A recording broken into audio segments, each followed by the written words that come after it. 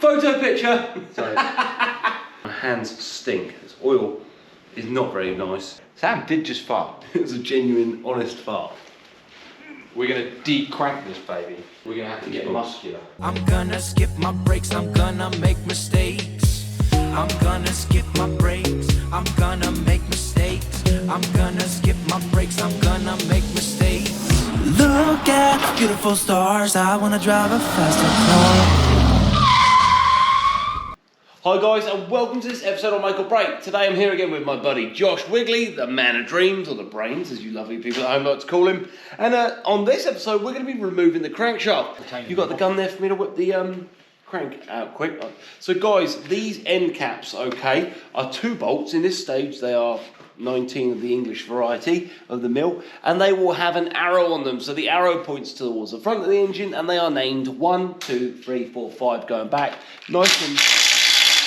Nice and easy to keep them in line. What we're going to do as well, there's no pressure on this crank, but I'm going to disconnect it evenly. So start on one end and move along, and then leave some pressure on the middle, just so we're basically undoing it evenly. When we rebuild this engine, we will be rebuilding this engine, okay, with a torque wrench, which allows us to actually be in control of how tight or how loose we're going to make the bolt. There we go.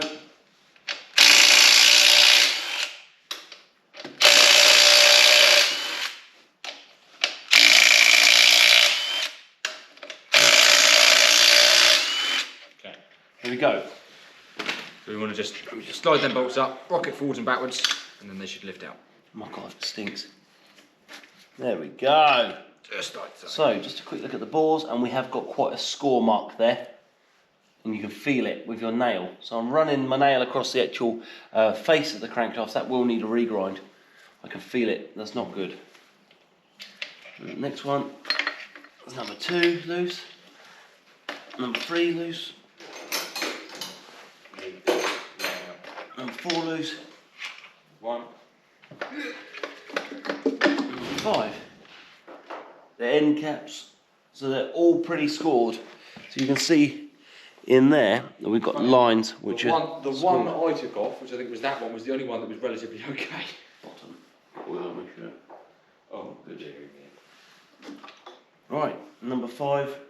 Also, you can see the discoloration, it's gone through to the brass, so these would have not been very good. They would have not lasted very long, right? They wouldn't have been particularly ideal, no. And now for the last bit, Josh, which I'd like your help to do, because... We're going to de-crank this baby. Well, not so much. Do you want to lift the front? We might foul on our conversion plate, but it's just going to be one of those. Yeah, we're not going to be able to get that out. That's a shame. Guys, basically there's a conversion plate on this end here, and that allows us to bolt our UN1 transmission to this gearbox.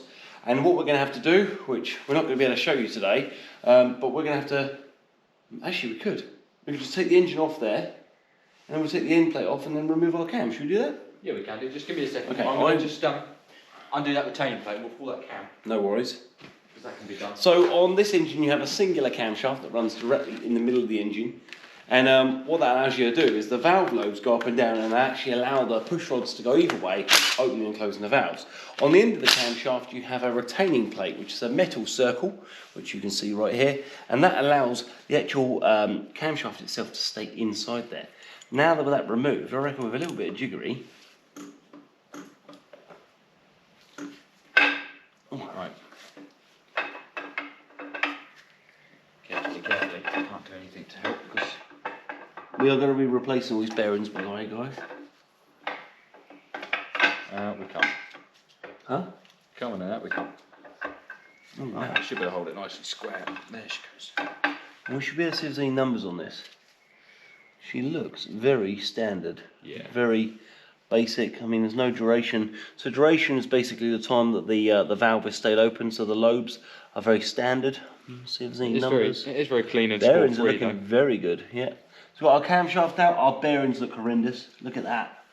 What have we got? There's a casted number there, but it's not very easy to see. Okay, here we've got a big scratch in our bearing. Look at that. Yeah. So we've done the right thing, Josh. We really have. Yeah, I'd say so. We are going to have a problem though. We're going to have to try and remove this engine off the stand. I think it's going to be easier for us to slide the engine off the stand, like on the actual shaft, and then remove the... We're going to have to get muscular. Yeah. I'm just going to find some paper or something to wrap this in. Okay.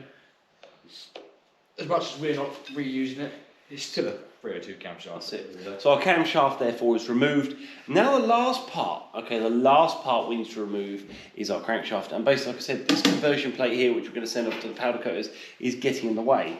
I wanted to actually send it off anyway, to be fair. So this is actually all working out in the best. What we're going to do in a minute is me and Josh are going to get either side, and that lovely man is wrapping it. If there's anything you're going to be leaving that is metal, okay, if you leave it in the elements, surface corrosion will adhere to it pretty quickly, right? Yeah, especially things like bare metal. So spray it with a bit of WD-40, wrap it up and put it somewhere dry, alright? My hands stink. This oil is not very nice. It doesn't smell as bad as gearbox oil, but it's pretty... Oh, I'm quite fond of gearbox oil. Oh! EP38, no thank you. It's somewhere nice to put our engine down. Right, you ready for this? Grab 1 and 4 and... 1 second. I'm just going to lay. I think we'll be fine. You think? I think we're going to be fine. So we're going to stay this way up, which should be good. Ready? Okay. 1, 2, 3.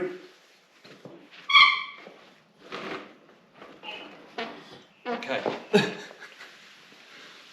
There you go, guys. It's a lot lighter than it was when it went on. It is, and I nearly had a little fart there, so... Well, I actually didn't nearly, I definitely did. You definitely did. That wasn't the noise of the crane. The sound of the cameras may not have picked it up, but I can verify. Sam did just fart. It was a genuine, honest fart. Yeah, make sure it fits in. Right, we're going to have to get down there. Right, so guys, next thing's next, obviously. Next thing's next. So right, we're going to remove our cradle. We don't want to undo these middle bolts because you're going to be putting this engine, okay, back together. So if I could borrow that pretty please. I think that's the right size. Oh yeah, baby. Then we've got some bigger ones on the bottom. Okay.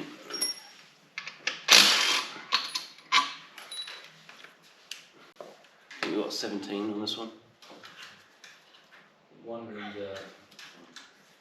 putting these back all wrong just to wind me up.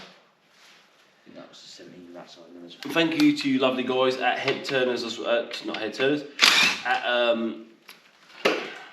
Tornado, because the guys at Tornado have allowed me to order my limit slip diff from Quaif, so thank you for that. So we will get that in the next couple of weeks. Nice. So our right, hang on, how are we going to do this? You grab this camera here. Okay. So on this side here is your conversion plate. So basically these bolt holes here will all line up to our transmission and actually allow it to bolt to a different engine that is completely foreign. And we're just going to undo the bolts that hold it on. So I believe we've got 1, 2, 3, 4, 5 bolts. And we've got a couple of Allen key bolts to undo as well. Sorry. That's all right. These are all the same length, which is good because it means I haven't got to worry about lining them up in order. We've got a couple of recessed Allen keys down here as well. That's obviously where the face of the gearbox sits up against the plate. And also this conversion plate allows the starter motor to be bolted to this as well. So it is imperative that we get it right. Either that or we'll have an engine that will run but won't start. That's it. So we've got one more Allen key there, I just want to tip that slightly. So I can get my gun in there. Yeah, and then we've got 2 recessed, so it's countersunk. So like if you're building a cabinet and you don't want the head of the screw to be out, basically what you do is drill a hole and allow the nut or the bolt to be recessed, so like that, countersunk. There you go. And one more at the bottom there, right at the bottom, see it? And in typical fashion, didn't think that was going to come undone. You weren't expecting that, I wasn't expecting that, you know. Right, now have a little bit of a wiggle. Or a tap. Unless we've missed it. It should.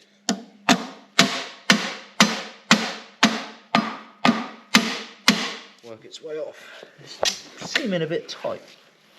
So we need a torch, I think. We've got no other bolts there. No, I think it's just on a dowel, to be honest. A dowel there and a dowel your side. Yeah. We'll pop the camera up there.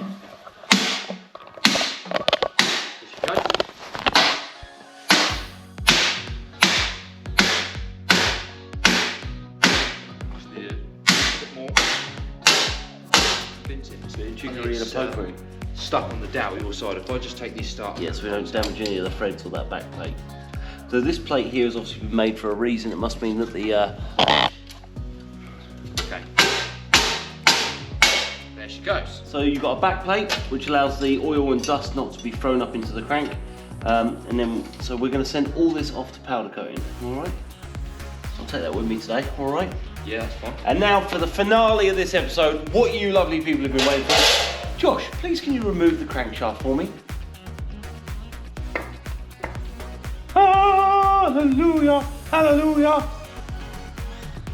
Thumbnail, Thumbnail. photo picture. So, there's our all of our main bearings. Of our oil galleries. So it's all very warm. Okay, we know that now. So yeah, I think we're quite happy to know that it did need to come apart. It was imperative that we do that. On the next episode, we're going to send this off to a company in Winchester, and they're going to overbore it. So it looks like it's been overbored by 20 already. So we're getting some new pistons which are overbored by 30. They will measure and order the shelves that we need, and hopefully on the next episode we can start putting it back together. Hopefully. Thanks again, guys, for watching another episode with me and Josh from Make or Break. See you next Bye. week. Quick reminder, hit that subscribe button, the like button, and then the bell button, so you get alerts when we release new episodes, and follow us on social media too for extra stuff and more alerts about videos we're releasing, which at the moment is every Sunday and the odd Wednesday too. Bye for now.